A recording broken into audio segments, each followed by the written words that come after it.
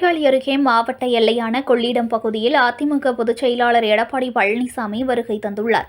அவருக்கு மயிலாடுதுறை மாவட்ட அதிமுக சார்பில் மாவட்ட செயலாளர் பவுன்ராஜ், முன்னாள் அமைச்சர் OS மணியன், முன்னாள் MLA பாரதி, ஒன்றிய செயலாளர் நற்குணன் ஆகியோர் வரவேற்பு அளித்தனர். தொடர்ந்து கொள்ளிடம் கடைவீதி வழியாக சாலையின் இரு புறங்களிலும் உள்ள பொதுமக்களை சந்தித்தவாறு எடப்பாடி பழனிசாமி ரோட் ஷோ சென்றார்.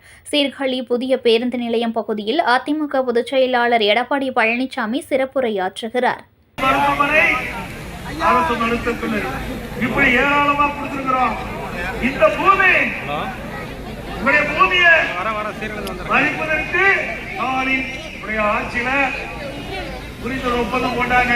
ஹைட்ரோ கார்பன் நீட்டு விவசாய பொன்வெளிகின்ற பூமி தானிக்கு துணை முதலமைச்சர் இருக்கும் போது தொழில்துறை அமைச்சராக இருந்தார். அவர் முன்னிலையில புரிந்துணர்வு ஒப்பந்தம் போட்டார் முதலமைச்சர். இன்றைய முதலமைச்சர்